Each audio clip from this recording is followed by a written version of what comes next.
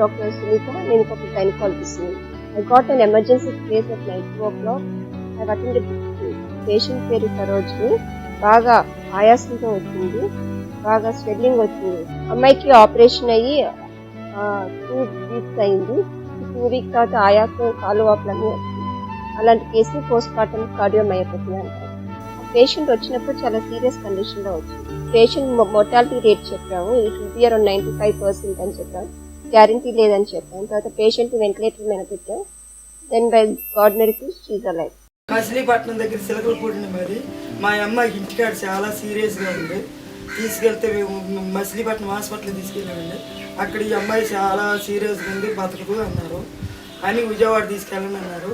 విజయవాడ తీసుకెళ్ళామండి. విజయవాడ తీసుకెళ్ళాక అక్కడ హాస్పిటల్లో జాయిన్ చేశాక పర్వాలేదు అని తీరా అక్కడికి వెళ్ళాక పిల్ల బతకదు చచ్చిపోద్ది అని అన్నారు.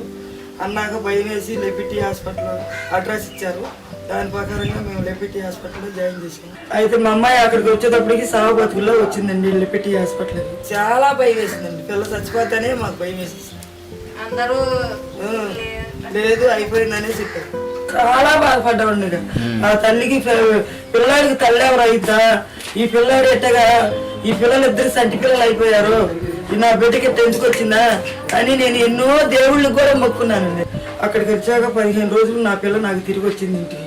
అయితే అక్కడికి మా పిల్లని చచ్చిపోయిన పిల్లని అక్కడికి వెళ్ళాక కొద్ది బతికిచ్చారని మేము అదే కోరుకుంటున్నామండి. అసలు మేము అక్కడికి వెళ్ళాక దేవుడి దయ్య, హాస్పిటల్ దయ్య, వాళ్ళ డాక్టర్ల గారి దయ్య నా పిల్ల బతికింది. 2 పిల్లలకి ఒక తల్లిగా నిలబెట్టారు.